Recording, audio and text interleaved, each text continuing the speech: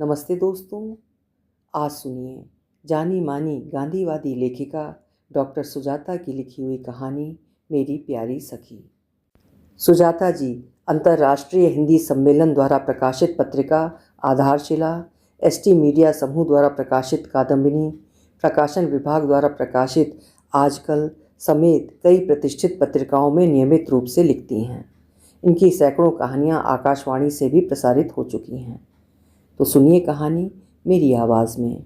मैं हूँ सीमा सिंह। मोबाइल की घंटी घनघना रही थी। भैया का फ़ोन था। मैंने हड़बड़ा कर फ़ोन उठाया तो हरे रंग की जगह लाल बटन दब गई। स्वाभाविक है, फ़ोन कट गया। कुछ देर तक तो यही हुआ कि वे उधर से फ़ोन करते रहे और इधर से मैं। आखिरकार उन्होंने ही फ़ोन रखा। मेरी एक्साइटमेंट ऐसी थी कि मेरे लिए रुकना मुश्किल था। अंततः फ़ोन लग गया। अच्छा गैस करो मैं कहाँ हूँ। भैया मस्ती में थे। पता चल गया, मैंने भी पासा फेंका। कलकत्ता। अरे वाह, हाँ मैं अभिजीत दादा के साथ हूँ। क्या मुनमुन भी वहाँ है? मुनमुन यहाँ कैसे होगी? अपने पति के साथ है। तुम भी तो वहीं हो ना? अभिजीत दादा की आवाज़ थी। भैया ने तब तक फ़ोन उन्हें बढ़ा दिया था। दादा नमस्ते, क्या आप मुनमुन का फ़ोन नंबर मुझे देंगे? हाँ हाँ क्यों नहीं, लिखो 98। मैंने नंबर लिखते ही फ़ोन काट दिया। चाची जी कैसी हैं ये भी नहीं पूछा। दादा भी क्या सोच रहे होंगे कि जरा भी तमीज़ नहीं है। मेरे हाथों में नंबर लिखा वो कागज़ का पुर्जा फड़फड़ा रहा था और साथ ही मैं भी। पर इतने सालों बाद उसे फ़ोन करूँगी तो क्या वो पहचान पाएगी? हो सकता है पहचान जाए और शायद नहीं भी। परंतु मन ने समझाया, सकारात्मक बनाए रखो, आशा रखने में क्या हर्ज है। मन मुझे समझ रहा था, भला क्यों नहीं समझता। इतने दिनों तक उसका ही दामन थामे रही हूँ। बचपन में भी मन की ही बात बहती थी, तो अब क्या बदल गया है? हाँ, एक समय अवश्य बदल गया है। समय भी कितनी तेजी से भागता है। प्रतीत होने नहीं देता कि वर्षों बीत गए। ऐसा लगता है जैसे कल की बात हो। मैं 6 वर्ष की थी जब नाना जी के घर से गया आई थी, जहाँ बाबूजी नौकरी करते थे। स्वाभाविक है, बहुत उल्लसित और उत्साहित थी। बाबूजी के ट्रांसफ़र होने के 6 महीने बाद तक हम लोग ननिहाल में थे। बाबूजी को गया में किराए का मकान नहीं मिल रहा था। सरकारी मकान खाली नहीं था। ऑफिसर का तबादला तो हो गया था, पर वे सरकारी आवास खाली करने को राजी नहीं थे। उनका तर्क था बच्चे स्कूल में हैं। पर बाबूजी का कहना था उस ऑफिसर के साले मंत्री हैं, उन पर कोई नियम कानून लागू नहीं होता। नानी के घर में हम लोगों को कोई दिक्कत नहीं थी। भाई दोनों तो मौज में थे। स्कूल से नाता रखना नहीं था और ननिहाल में दुलारे भी थे। माँ नाना नानी की इकलौती पुत्री थी। नाना नानी के पुत्र प्रेम से बचे हुए वात्सल्य रस से दोनों भाई अब सिंचित होते रहते थे। कभी अटल भैया कहते, नानी पेट में दर्द है, कैसे ट्यूशन पढ़ने जाऊं? नानी बिना सोचे समझे और एक क्षण गंवाए कहती, जिंदगी रहेगी तब न पढ़ोगे, आराम करो। अटल भैया आंखों से विजयी होने का इशारा करते तो प्रेम भैया को भी कंपटीशन हो जाता। पेट दर्द सर दर्द कहने पर तो अटल भैया का भी प्लान फेल होने का डर था। वे अपने उर्वर दिमाग का इस्तेमाल करते। नानी मैं तो पढ़ने जा रहा हूँ, बस सवेरे सवेरे कुहासे में एक डर लगता है कोई ट्रैक्टर आदि ना आ जाए। कुहासे में कुछ दिखाई भी तो नहीं पड़ता है ना। इसके बाद कहाँ सवाल था ट्यूशन का। नहीं पढ़ेगा तो खेत जोत कर खाएगा। इसके पिता जो भी कहें, जब तक यहाँ है मैं अपने चिल्का को खतरे में नहीं डालूंगी। नानी अपना फरमान सुना देती। फिर क्या था, पढ़ाई से छुट्टी और धमा चौकड़ी शुरू हो जाती। नानी के घर में 6 महीने रहने के बाद माँ विदाई के वक्त हुक्का फाड़ कर रो रही थी और मैं भी। नानी तो एकदम गाय जैसे रंभा रही थी और नाना जी की भी आंखें बरस रही थीं। गया पहुंचकर रोना धोना सब समाप्त हो गया। बाबूजी से मिलते ही मन प्रमुदित हो गया। बाबूजी की लाडली जो थी। बाबूजी ने छोटी बहन को गोद में उठा लिया और मैंने उनकी उंगली पकड़ ली।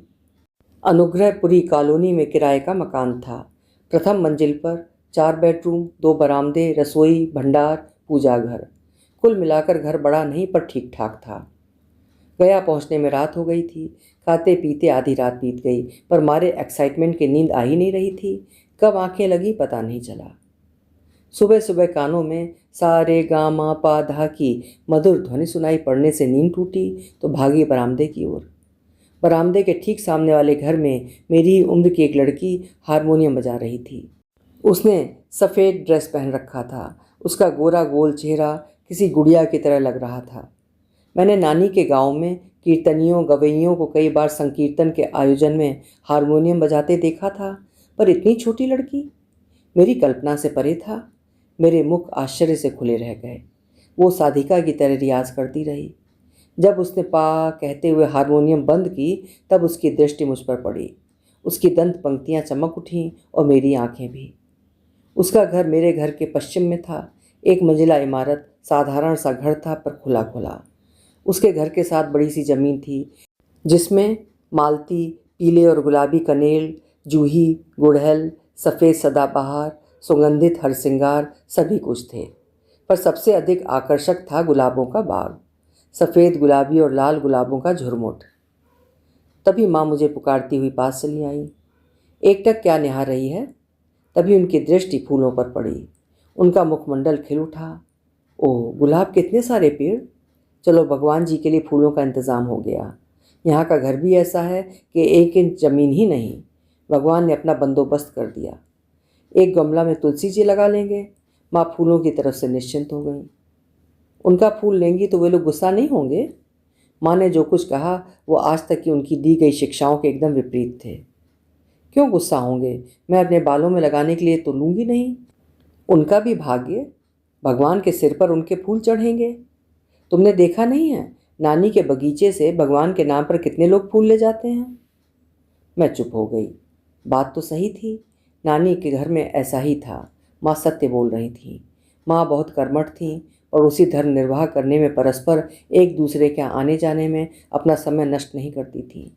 किंतु मुनमुन ने जब इशारे से मुझे बुलाया तो मैं अपने को रोक नहीं पाई। मुनमुन के घर में उसके बड़े बाबा थे और बड़ी माँ। उसके बाबा और माँ, एक बड़े भाई वही अबजीत और छोटी बहन डुलडुली। बड़े बाबा होम्योपैथी की प्रैक्टिस करते थे। बाबा रेलवे में नौकरी करते थे। माँ और बड़ी माँ हाउसवाइफ थी। जैसे उसके बाबा की ड्यूटी से लौटने का वक्त होता तो उसकी माँ सुंदर सी साड़ी पहनकर, पैरों में आलता लगा, मांग में सिंदूर भरकर एक कुर्सी पर बैठ जाती। थोड़ी देर बाद ही उसके बाबा अपने बाहर के कपड़े उतार कर गृह कार्यों में मदद करते दिखाई पड़ते। मैंने इसके पहले ऐसा कभी नहीं देखा था। ना मेरे दादाजी और ना नाना जी और ना पिताजी को भी कभी घर के काम में हाथ बटाते देखा था। देखना क्या, ऐसा सोच भी नहीं सकती थी। पर उसके बाबा ये सब कुछ निसंकोच होकर करते रहते। बाबूजी पड़ोसी धर्म निभाने में अव्वल दर्जे के थे। वे उनके घर गए तो गांगुली अंकल भी मेरे घर आए। वे शरद चंद्र के अपने मौसेरे भाई थे। वे अद्भुत सुंदर छोटी छोटी कहानियाँ लिखते थे और चित्रकारी वो तो और भी अपूर्व करते थे। कागज़ को उंगलियों से काटकर कितनी सुंदर कलाकृति बना देते थे। मैं विस्मित होकर देखती रह जाती थी। एक दिन गांगुली अंकल बाबूजी से कह रहे थे, मैं अपनी बड़ी पुत्री को रविंद्र संगीत और चित्रकला में निपुण करूँगा। छोटी का तो अभी पता नहीं। तभी उनकी दृष्टि मुझ पर पड़ी। उन्होंने मुझसे पूछा, तुम्हें कला में रुचि है या नहीं? मैं शर्मा कर चुप रह गई। उन्हें क्या बताती। चुपके चुपके मैं भी आड़े तिरछे लाइन खींचकर कागज़ पेंसिल की बर्बादी करती रहती हूँ। दोनों घरों में आना जाना नहीं के बराबर था। 2-4 बार मुनमुन की माँ और बड़ी माँ आई होंगी। शायद माँ भी इतनी बार ही गई होंगी। माँ को उनके घर आने जाने में कठिनाई थी। वो पूर्ण निरामिष थीं और गांगुली परिवार भले ही ब्राह्मण था, पर पक्का सामिश। उनके घर की चाय नाश्ता भी माँ के लिए निषेध था। अब कभी कभी सोचती हूँ, इस अस्पृश्यता का मतलब क्या है? हर व्यक्ति जो उसकी विचारधारा का नहीं, उसकी तरह खान पान नहीं करता और उसकी तरह पहनावा नहीं करता, लोग उसे अपने से हेय मानने लग जाते हैं। उनसे दूरी बना लेना और अपनी खोल में अपने को श्रेष्ठ मानकर एक दड़बे में अपने को कैद कर लेना ही जाति धर्म की सीमाओं में बंधकर ऊंच नीच की रेखाएं खींच लेता है। खैर, ये सब तो सामाजिक मान्यताएं हैं, पता नहीं कब तक चलती रहेंगी, लेकिन इतना अवश्य है कि परिवर्तन अवश्यम भावी है। हमारी इच्छा कोई मायने नहीं रखती। बदलाव मुझमें और मुनमुन में भी हो रहे थे। मासूमियत भरे दिल कब एक दूसरे की प्रतिद्वंदिनी बन गई, शायद दोनों में से किसी को पता नहीं चला। अब मैं सोचती हूँ तो ऐसा लगता है शायद मैं उसके जैसी बनना चाहती थी, किंतु वे स्वीकार नहीं करना चाहती थी। चित्रकारी में उसके हाथ अधिक सधे हुए थे, पर मेरी अकड़ थी, मैं किसी से कम नहीं हूँ। उफ, वे सहेलियाँ! वो भी मासूमियत त्याग कर कब शातिर बनकर कभी मेरे चित्र को तो कभी उसके प्रतिद्वंदिता की चिंगारी सुलगाने में हवा देती रहती, भापना मुश्किल था। संगीत में मेरा उससे कोई कंपटीशन नहीं था। औरंगजेब की तरह मेरी माँ को संगीत पसंद नहीं था, फिर भी मैंने इसके लिए भी हाथ पैर मारे। किंतु संगीत शिक्षिकाओं ने मेरी आवाज़ सुनकर सीधे सीधे कह दिया, तुम्हारी आवाज़ गायन के योग्य नहीं है। मैंने जिद नहीं की, मुझे अपनी कमज़ोरी का एहसास था। अपने फटे बाँस से गले की आवाज़ को मुझसे बेहतर भला कौन जान सकता था। अभी सोचती हूँ, उस समय यदि कल्पना बागची मैडम मुझे प्रोत्साहित करती तो हो सकता है मैं भी सुर की साधिका बन सकती थी। आलाप के उतार चढ़ाव की साधना आवाज़ में भी मिठास घोल देती है। लेकिन उस समय कल्पना मैडम की प्रतिभा की कायल हो गई थी कि कितनी बड़ी जानकार हैं, 1 मिनट में मेरी कमजोरी पकड़ ली। मुनमुन उनकी शिष्या थी, प्रिय शिष्या। वो अब भी उसी खिड़की के सामने बैठकर आलाप करती रहती, किंतु अब मैं उसे एकटक नहीं निहारती, उचटती दृष्टि डालकर हट जाती। माँ जब आवाज़ देती, उधर सारे गामा क्या सुन रही हो, हमारा कल्चर उन लोगों से अलग है। इन लोगों के लड़की के विवाह में यह भी देखा जाता है कि लड़की नाचना गाना बजाना जानती भी है या नहीं। मैं माँ की ये बात समझ नहीं पाती थी। उनसे पूछती थी, इन लोगों का उन लोगों का क्या माँ? कुछ नहीं, हमारे खानदान की लड़कियाँ गाने बजाने में समय बर्बाद नहीं करती। माँ जब ऐसा कहती तो ऐसा प्रतीत होता जैसे कोई तृप्त हृदय पर शीतल लेपन लगा दिया हो। शायद मैं मुनमुन से ईर्ष्या करने लगी थी, लेकिन इतनी समझ तो थी कि ईर्ष्या वाली बात नहीं बताई जाती, मन ही मन कुढ़ती या गुनती रहती। एक दिन बाबूजी का चपरासी सूर्योदय से पूर्व पूजा के लिए ढेर सारे फूल ले आया। इतने सारे फूल? माँ इतने पुष्प गुच्छों को देखकर प्रसन्नचित्त थी। जी मैडम। कहाँ से लाए इतने सारे फूल? माँ ने पूछा। वहीं से जहाँ से रोज लाते हैं। प्रतिदिन तो गांगुली साहब के यहाँ से लाते हो, मुश्किल से 2-4 फूल, उससे अधिक फूल देने की उनकी सामर्थ्य नहीं। क्या मैं उन्हें जानती नहीं? वे इतने उदार मना नहीं हैं। मैडम जी, आज पूछ कर नहीं लाया हूँ। उसकी पंक्ति पूरी होने से पहले मुनमुन की बड़ी माँ के चिल्लाने की आवाज़ सुनाई पड़ी। ये अवश्य ही इन्हीं लोगों का काम है। वे मेरे घर की तरफ ही हाथ लहरा कर कह रही थीं। इन्हें देखकर मैं ओट में चली गई। मुनमुन सामने खड़ी थी, वो भी ओट की तलाश कर रही थी। भगवान के लिए 2-4 फूल तोड़ लिए, इसके लिए इतना हंगामा क्यों कर रही हैं? माँ की आवाज़ और चेहरे मोरे में जमींदारी के तलखी अभी तक थी, जबकि उस समय तक 2 पैसे की जमींदारी किसी की भी नहीं बची थी। ठाकुर जी के लिए फूल लेगा, इसका क्या मतलब? मेरे पूरे बगीचे का ये हाल बना दिया, जैसे किसी जंगली जानवर ने रौंद दिया है। माँ ने आगे बढ़कर मुनमुन के बगीचे को देखा। उनकी गर्दन भी नीचे हो गई। बगीचे को तहस नहस कर दिया था। माँ ने चपरासी को अग्नि नेत्रों से घूरा। तभी मुनमुन की बड़ी माँ की तीखी आवाज़ कानों में टकराई। अपना ज़मीन खरीद कर पुष्प उपजा कर भगवान को चढ़ाओ। आज मेरे भगवान के लिए एक फूल नहीं बचे हैं, मैं क्या चढ़ाऊँ अपने ठाकुर को? जमींदार की पौत्री माँ जमीन का ताना सहन नहीं कर सकी। उसी समय उसी चपरासी से कहा, पता लगाओ आसपास में कोई ज़मीन बिक्री के लिए है। बस इतना ध्यान रखना, ज़मीन इन लोगों से बड़ी होनी चाहिए। वो भी शायद अपने घर में बिहारी असभ्य जैसे संबोधनों से हम लोगों को संबोधित कर रही थीं, ऐसा वही चपरासी माँ को बता रहा था। उस दिन मुनमुन आई तो आंखें नहीं मिला पा रही थी। आंखें तो मेरी भी झुकी हुई थीं। वर्षों से हम दोनों साथ साथ स्कूल जाते थे, हंसते खिलखिलाते, पर उस दिन जैसे शोक पड़ गया था। एक दूसरे को टोका तक नहीं। उस दिन मैंने नए डिज़ाइन का स्कूल ड्रेस पहना था, फिर भी उसने न्यू पिंच नहीं किया। ऐसा पहले कभी नहीं हुआ था। जब भी नई ड्रेस पहनती तो वो न्यू पिंच अवश्य करती। सिंपी ताड़ गई, कुछ गड़बड़ है। टिफ़िन टाइम में फुसफुसाई, तुम्हारी माँ के बारे में मुनमुन कह रही थी कि इंदिरा की माँ हमेशा सिलाई मशीन पर ही बैठी रहती हैं, तभी तो इसके लिए कपड़े इतने डिज़ाइनर बनाती हैं। अच्छा, मेरी भ्रुकुटी तन गई। मुनमुन ने गर्ल्स कॉमन रूम में लौटते ही मुझसे कहा, तुम्हारा ड्रेस बहुत सुंदर लग रहा है। मेरी माँ हमेशा सिलाई मशीन पर बैठी रहती हैं ना? क्या बोल रही हो? उसने अचंभित होकर कहा। कुछ नहीं, मुझे तुमसे बात नहीं करनी है। क्यों, क्या हुआ? उसने रुआसे स्वर में कहा। ऐसे ही, मेरे स्वर में अहंकार था। ठीक है। अपमान के घूंट पीकर उसके स्वाभिमान का जागना स्वाभाविक था। उस दिन से उसने भी दूरी बना ली। उस दिन से मेरी बेंच पर मुनमुन की जगह सिंपी बैठने लगी। उसके पास मुनमुन के खिलाफ नित नई कहानियाँ होती। मैं मुनमुन की ओर देख कर भी नहीं देखती। सिंपी अब सारे होमवर्क मेरी कॉपियों की नकल कर करती रहती।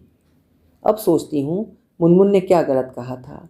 मेरे घर में रसोई बनाने वाले से लेकर सफाई करने वाले अलग अलग कर्मचारी थे, तो स्वाभाविक है माँ अपने खाली समय में हम दोनों बहनों की डिज़ाइनर फ्रॉकें सिलकर उसे निहारती और फिर ये कहकर खुश होती, रेडीमेड फ्रॉक से भी अच्छी लग रही ना। परंतु उस समय मेरी अक्ल मारी गई थी, अपने को सबसे अक्लमंद समझती थी। माँ से भी कुछ नहीं कहा, यह भी नहीं कि आपके सम्मान की रक्षा के लिए अपनी दोस्ती कुर्बान कर दी मैंने। मुझे पता था मुझे ही डांट पड़ती कि उसने गलत क्या कहा। उन्हें क्या पता मेरे सम्मान को कितनी चोट लगी थी। मुनमुन बेचारी की भी हालत वैसी ही थी, जो गति मेरी सो गति तोरी। उसे भी माँ से डांट पड़ती, तुम्हें क्या ज़रूरत है दादी नानी बनकर बड़ों की क्रियाकलाप की चर्चा करने की। हम लोगों को घर से साथ साथ निकलना पड़ता था। थोड़ी दूर जाने के बाद कोई एक जन अपनी चाल तेज कर देता। प्रायः ये नादानी मैं ही करती थी। कभी कभी इच्छा होती थी आगे बढ़कर वो मेरे हाथों को पकड़ ले। सही बात तो यही थी कि पकड़ना मुझे चाहिए था, गलती मेरी थी, तभी तो वो हाथ मुझसे दूर हो गया, मेरी हद से दूर, जहाँ जाकर हाथ पकड़ने की मेरी शक्ति नहीं थी।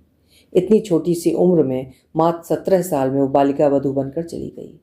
बालिका वधू मुनमुन अंतिम बार मुझे देखकर मुस्कुराई थी और पता नहीं क्यों मेरी आंखें डबडबा गई थीं। मुझे पता है वो आज भी जहाँ होगी मुस्कुरा रही होगी और मेरी आंखें आज भी डबडबाई हुई हैं, पर अब सामर्थ्य नहीं रहा इस अपराध बोध के सलीब को ढोने की। मैंने मोबाइल की घंटी दबा दी। हेलो, कौन? मुनमुन की आवाज़ थी। मैं इंदिरा। मेरी आवाज़ बैठ रही थी। कौन इंदिरा? वो सहज थी। मैं तुम्हारे पड़ोस, तुम्हारे साथ। ओ मेरी सखी इंदिरा, कैसी हो मेरी दोस्त? आज सवेरे सवेरे किसका मुख देखा था? उसने चहकते हुए कहा। मुनमुन, क्या तुम मुझे माफ़ करोगी? मैंने तुम्हें। मेरी आवाज़ भर्रा गई। क्या बोल रही हो? वो तो हमारा प्रेम था। तुम्हें पता है आज भी तुम्हारे घर से आने वाली आरती का गान मुझे कंठस्थ है। मैं उसे प्रतिदिन गाती हूँ। आज भी वे मुझे सारे भजन याद हैं जो चाची जी रात्रि में गाती थी। मेरे घर तक वो आवाज़ आती थी। कौन सी आरती और भजन? मेरी वाणी अवरुद्ध हो रही थी।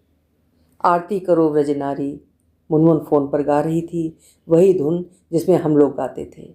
मेरे आंखों से अश्रु प्रवाह हो रहा था। अब ये आरती और धुन मुझे भी याद नहीं।